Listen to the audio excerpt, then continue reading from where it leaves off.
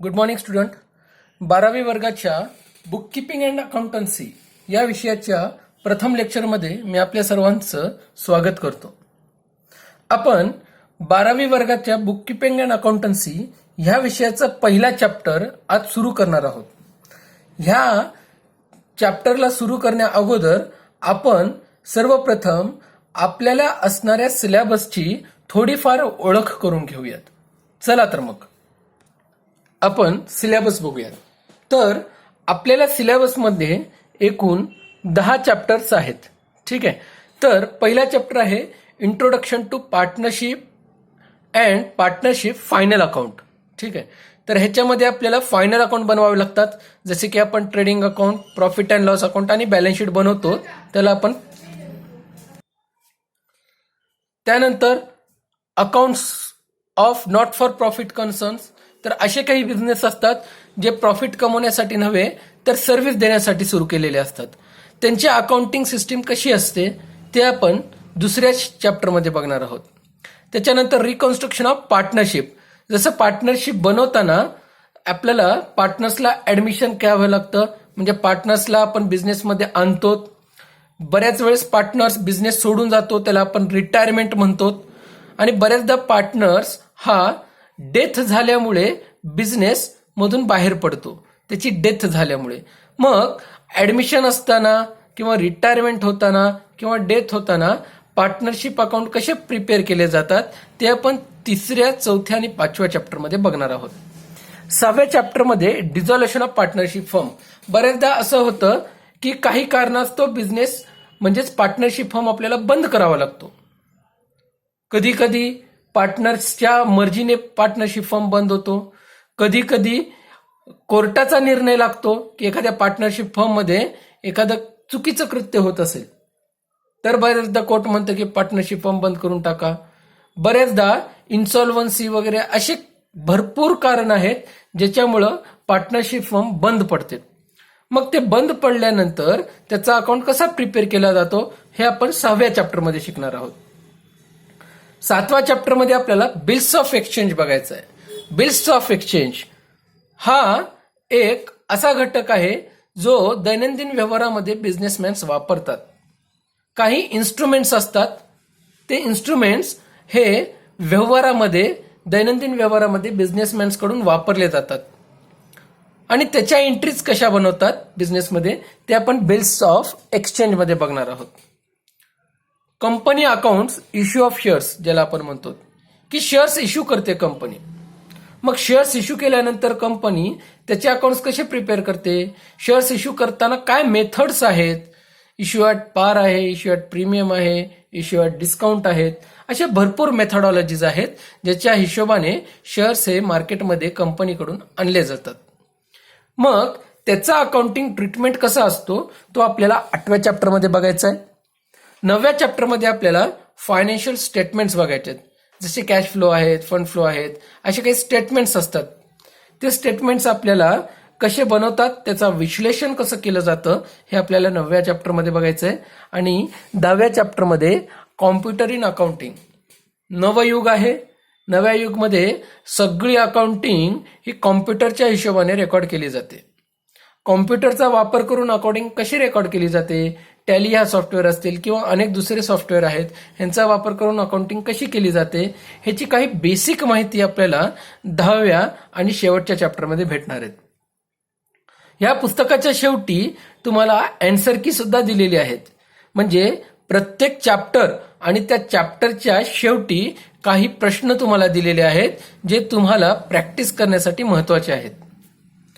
परीक्षेच्या दृष्टिकोनातून ते प्रश्न तुम्ही बघू शकतात, त्या प्रश्नांची तुम्ही प्रॅक्टिस करू शकतात आणि त्याची उत्तरं, ऑब्जेक्टिव्ह टाइप्स क्वेश्चन आहेत, काही मल्टिपल चॉईसचे काही क्वेश्चन्स आहेत, काही क्वेश्चन्स तुम्हाला मॅच द पेअर्सचे आहेत, अँसर इन वन सेंटेन्सचे आहेत.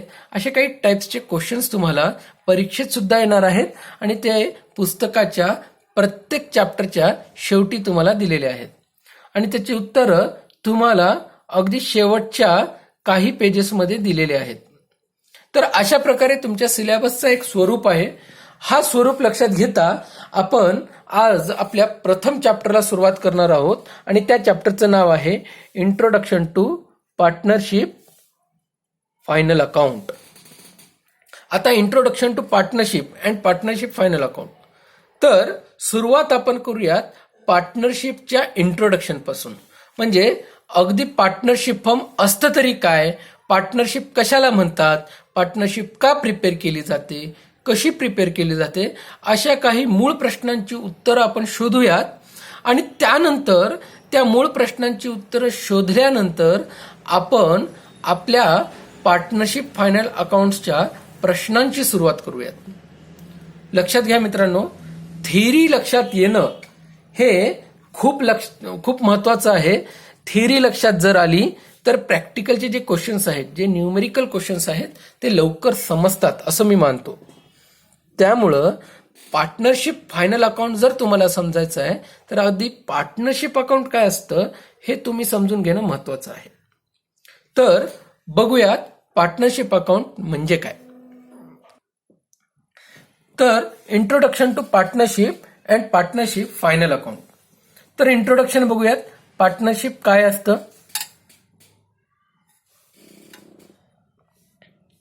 तर लक्षात घ्या, the sole proprietorship has its limitation such as limited capital, limited managerial ability, unlimited liability, no stability, absence of specialisation.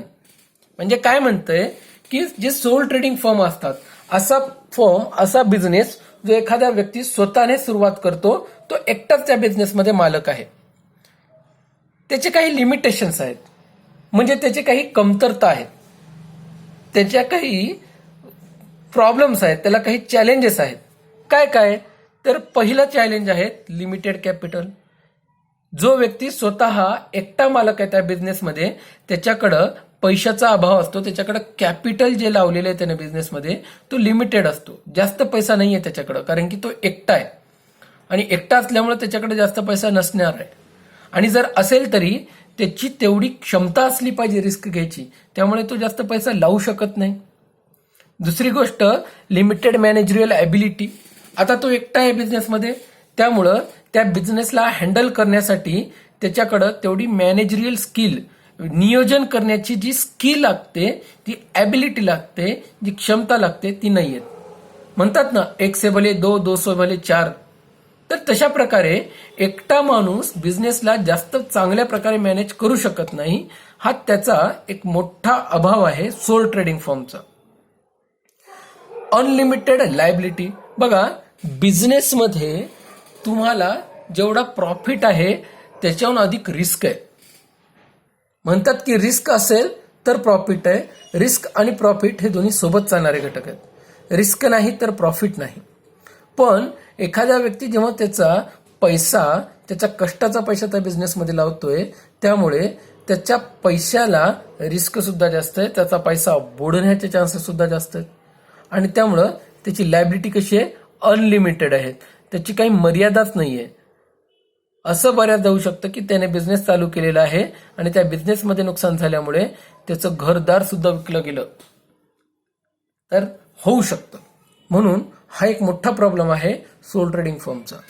No stability है ना, स्टेबल नाही आहेत बिझनेस. लॉकडाऊन लागला, बिझनेस बंद, एकट्यावर जबाबदारी आली. उद्या अजून काही झालं, बिझनेस बंद, एकट्यावर जबाबदारी आली. बिझनेसमध्ये तर चढ उतार चालतच असतात, त्यामुळे बिझनेस हा स्टेबल नाहीये. Absence of specialisation. आता तो एकटा असल्यामुळं त्याच्याकडे जेवढं नॉलेज आहे त्याच नॉलेजचा उपयोग करून तो बिझनेस चालवतो, त्यामुळे त्याच्याकडे स्पेशलायझेशन नाहीये. अशा काही बेसिक गोष्टींचा अभाव असल्यामुळं एखादा व्यक्ती सोल ट्रेडिंग फर्म मधून पार्टनरशिप फर्मकडे वळतो. पार्टनरशिप फर्म म्हणजे काय, तर एक तुम्हाला चित्र दिसत असेल की दोन व्यक्ती हात मिळवत आहेत, ह्यालाच म्हणतात पार्टनरशिप.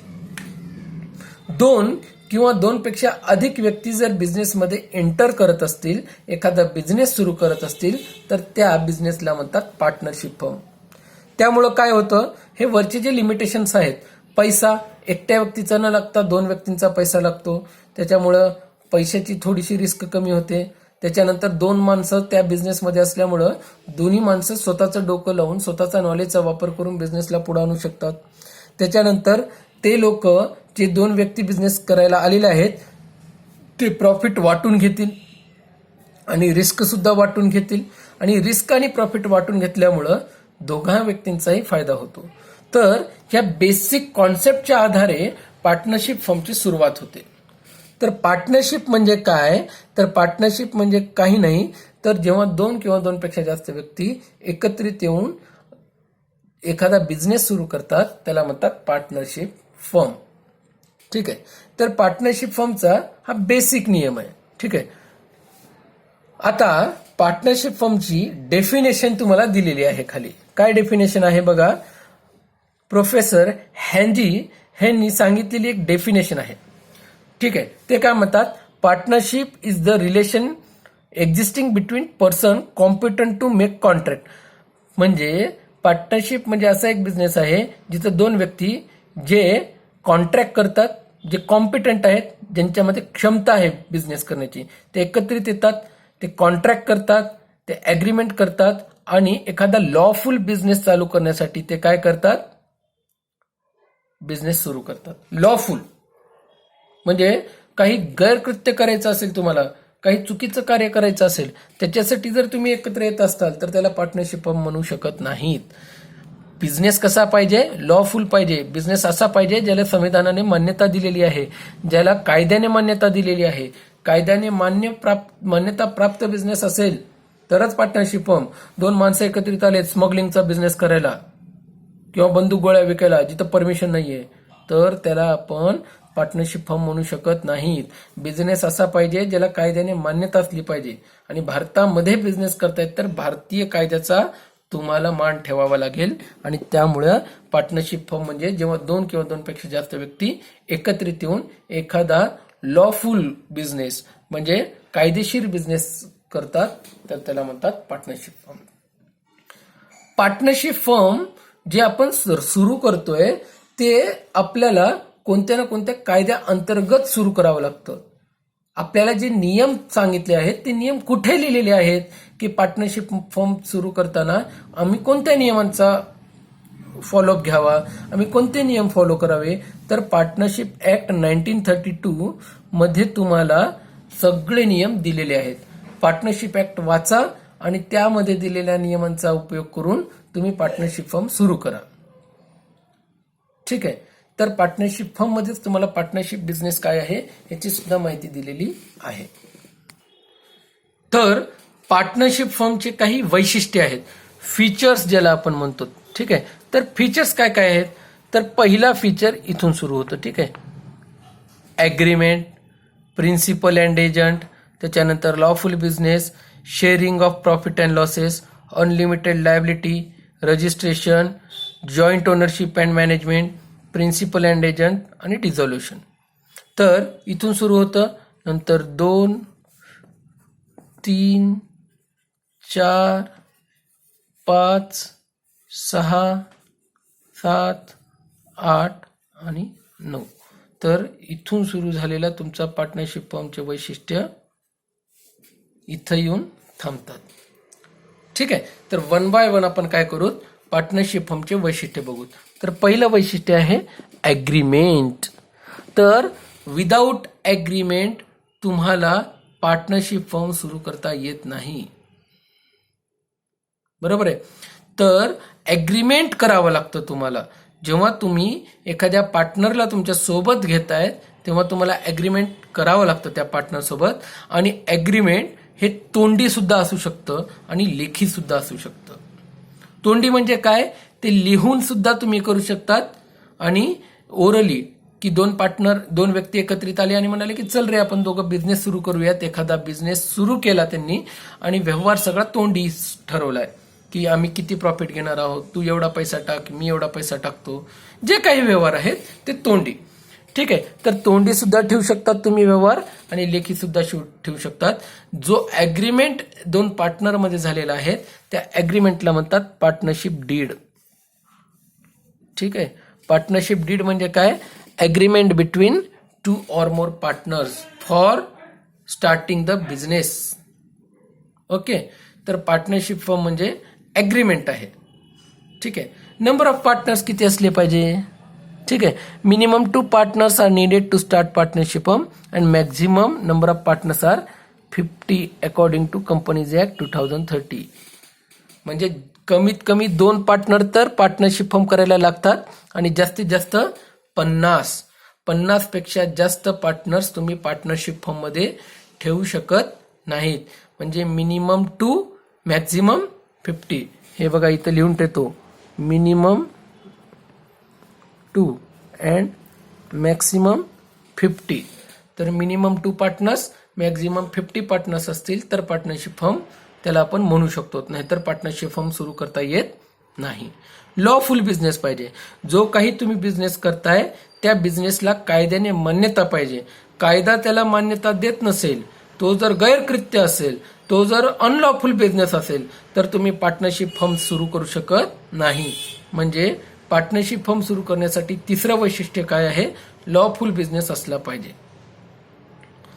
चौथा त्याचं वैशिष्ट्य आहे, पार्टनरशिप फर्म कसे असले पाहिजेत, तर partnership firm sharing profit and losses. ठीक आहे. तर जे काही अग्रीमेंट झालंय त्या अग्रीमेंटनुसार दोन्ही पार्टनर किंवा जे काही पार्टनर्स आहेत बिझनेसमधले ते अग्रीमेंट नुसार ठरल्याप्रमाणे प्रॉफिट आणि लॉसेस वाटून घेतील. समजा अग्रीमेंट ठरला नसेल, लक्षातच आलं नाही की किती प्रॉफिट वाटून घेणार आहेत, किती लॉस वाटून घेणार आहेत. जर असं काही ठरवलेलं नसेल तर सगळे पार्टनर्स इक्वल प्रॉफिट आणि इक्वल लॉसेस वाटून घेतील. नुकसान झालं तर सगळे समान नुकसान सहन करतील आणि प्रॉफिट झालं तर सगळे समान प्रॉफिट सहन करतील. म्हणजे हा एक वेगळा वैशिष्ट्य आहे. म्हणून जर ॲग्रीमेंट झालं तर ॲग्रीमेंटमध्ये ठरल्याप्रमाणे सगळे पार्टनर्स नफा आणि नुकसान वाटून घेतील. ॲग्रीमेंट ठरला नसेल तर जो काही नुकसान झालाय किंवा जो काही नफा झालाय ते पार्टनर्स इक्वली समान, सगळे पार्टनर्स समानरित्या नफा आणि नुकसान भरून घेतील. Unlimited liability. बघा बऱ्याचदा असं होतं की liability of partner is unlimited, joint and several, that is partner are liable till the last rupee in the pocket. तर पार्टनरशिप फर्म तुम्ही सुरू करतायत तर पार्टनरची लायबिलिटी किती आहे, अनलिमिटेड आहे. त्यांच्या खिशातील जोपर्यंत एकही रुपया उरत नाही तोपर्यंत त्यांची लायबिलिटी आहे. जर त्यांचं काही नुकसान झालं, जर बिझनेसमध्ये नुकसान आला आणि लोकांचं देणं झालंय आता, तर सगळे पार्टनर्स हात वर करू शकत नाहीत की साहेब आमच्याकडे पैसे नाही आहेत. सगळ्या पार्टनर्सला पैसे फेडावे लागतील लोकांचे पैसे फेडताना त्यांनी काय लक्षात घ्यावं लागेल की त्यांना त्यांच्या खिशात जोपर्यंत शेवटचा रुपया उरत नाही तोपर्यंत त्यांना तो पैसा लोकांचा द्यावा लागेल. म्हणून शेवटचा रुपया उरेपर्यंत सगळ्या पार्टनर्सची लायबिलिटी आहे. समजा पार्टनरशिप फर्म मध्ये काही ऍसेट्स आहेत है ना, तर ते ऍसेट विकावे लागतील पार्टनरशिप फर्मचे आणि लोकांचे पैसे फेडावे लागतील. जर एखाद्या पार्टनरकडे पैसेच नाहीत, त्याचं घरदार विकलं, त्याचं ऍसेट विकलं, सगळं विकलं, तर त्याला आपण इनसॉल्वंट म्हणू शकतो. ठीक आहे. मग राहिलेले जे पार्टनर आहेत, जे पार्टनर्स ज्यांच्याकडे अजून पैसा आहे, एखादा पार्टनर आहे त्याचे सगळे पैसे संपले, त्याच्याकडे आता पैसेच नाहीयेत, तो दिवाळखोर झाला. दिवाळखोर होणं म्हणजे काय, तुम्हाला शिवाजी द बॉस पिक्चर माहितीये, त्याच्यामध्ये जसा शिवाजी त्याचं घरदार विकतो पण त्याचं काही देणं फिटत नाही, तर त्याला म्हणतात दिवाळखोर होणं. दिवाळखोर होणं म्हणजे जेव्हा एखाद्या व्यक्तीची लायबिलिटी जास्त होते, त्याचं देणं जास्त होतं पण त्याच्याकडे तेवढे पैसेच नाहीत, कर्ज झालंय जास्त आणि त्याच्या खिशातही पैसे नाहीत, त्याचं घरदार विकलं तरी तेवढे पैसे निघत नाहीत, त्याला म्हणतात दिवाळखोर होणं. मग एखादा पार्टनर आहे, समजा 5 पार्टनर आहेत, 5 पैकी एखादा दिवाळखोर झाला तर राहिलेल्या 4 पार्टनरला लोकांचे पैसे फेडावे लागतील. ठीक आहे. तर त्याला म्हणतात अनलिमिटेड लायबिलिटी. रजिस्ट्रेशन. मग रजिस्ट्रेशन पार्टनरशिप फर्मचं करणं महाराष्ट्र स्टेटच्या ऍक्ट नुसार गरजेचं आहे. ठीक आहे. 1 एप्रिल 2005 मध्ये महाराष्ट्र राज्याने एक कायदा आणला आणि 1 एप्रिल 2005 पासून प्रत्येक पार्टनरशिप फर्मला स्वतःला रजिस्टर करणं गरजेचं आहे. आणि त्यांना कोणते नियम फॉलो करावे लागतील, तर पार्टनरशिप ऍक्ट 1932 मध्ये त्यांना ते रजिस्ट्रेशन करावं लागेल आणि त्या अंतर्गत येणारे सगळे नियम त्यांना मान्य करावे लागतील. Joint ownership and management. बघा सगळ्या पार्टनर्सनी स्वतः बिझनेस सुरू केलेला आहे, सगळे पार्टनर्स त्या बिझनेसचे मालक आहेत आणि ते सगळे काय आहेत, जॉईंट ओनर आहेत, सगळे समान अधिकारी आहेत त्या बिझनेसमध्ये. त्यामुळं ओनरशिप आणि मॅनेजमेंट करण्याचा प्रत्येक बिझनेसमॅनला समान अधिकार आहे. कोणताही पार्टनर फर्मचा ॲसेट पर्सनल कामाला वापरू शकत नाही, फर्मचे पैसे पर्सनल कामाला वापरू शकत नाहीत. सगळे पार्टनर्स समानरित्या बिझनेसला रन करतील, बिझनेसला चालवतील. पुढचा मुद्दा आहे प्रिन्सिपल अँड एजंट. बरोबर आहे. Each partner work in two fold capacities. Principal and agent. A partner act as a principal for the firm and with outsider with other partners he act as an agent. म्हणजे काय, एखादा partner मालक सुद्धा आहे आणि त्या कंपनीत त्या फर्मचा एजंट सुद्धा आहे. लक्षात येते मी काय म्हणतोय. एखादा पार्टनर त्या फर्ममध्ये मालक सुद्धा आहे आणि एजंट सुद्धा आहे. जेव्हा तो दुसऱ्या बिझनेस सोबत व्यापार करतोय तेव्हा तो एक एजंट म्हणून काम करतो. एजंट काय असतं तर लिंक असतं त्या पार्टनरशिप फर्ममध्ये आणि दुसऱ्या बिझनेसमधला एक लिंक जो व्यक्ती आहे तो आहे एजंट. म्हणून एखादा बिझनेसमॅन एखादा पार्टनरशिप फर्मचा पार्टनर, तो त्या पार्टनरशिप फर्मचा मालक सुद्धा आहे आणि त्या फर्मचा एजंट सुद्धा आहे. ठीक आहे. तर शेवटचा वैशिष्ट्य आहे तर तो आहे डिझॉल्युशन. डिझॉल्युशन म्हणजे काय, डिझॉल्युशन म्हणजे बंद करणे. A partnership firm can be dissolved म्हणजे बंद करता येते थ्रू ॲग्रीमेंट. सगळे पार्टनर्स एकत्रित आले आणि संगनमताने त्यांनी सांगितलं की नाही आता आपल्याला बंद करायचं आहे पार्टनरशिप फर्म, तर ते बंद करू शकतात. If a partner want to close the firm he can dissolve the firm by giving 14 days notice. पण एखाद्या पार्टनरला जर डिझॉल्व करायचं असेल तर त्याला 14 दिवसा अगोदर नोटीस द्यावी लागेल आणि ती नोटीस तुम्हाला द्यावी लागेल. The firm can also dissolve if partner dies or retires, become insolvent or insane. तर फर्म असंही बंद करता येते की एखादा पार्टनर इन्सॉल्वंट झाला किंवा रिटायर झाला किंवा इन्सेन. इन्सेन म्हणजे त्याची मानसिक स्थिती बदलली, बिघडली. ठीक आहे. तर मानसिकदृष्ट्या तो चॅलेंजिंग असल्यामुळे त्याला मानसिकदृष्ट्या बिझनेस करण्यासाठी तो असमर्थ असल्यामुळे सुद्धा पार्टनरशिप फर्म डिझॉल्व करता येते म्हणजे बंद करता येते. ठीक आहे. तर हे काही वैशिष्ट्य होते पार्टनरशिप फर्मचे. ठीक आहे. तर नेक्स्ट लेक्चरमध्ये आपण पार्टनरशिप डीड काय असतात, त्याचे कंटेंट्स काय असतात आणि इम्पॉर्टन्स पार्टनरशिप डीडचे बघणार आहोत. ठीक आहे. आजसाठी इथंच थांबतो. Thank you very much.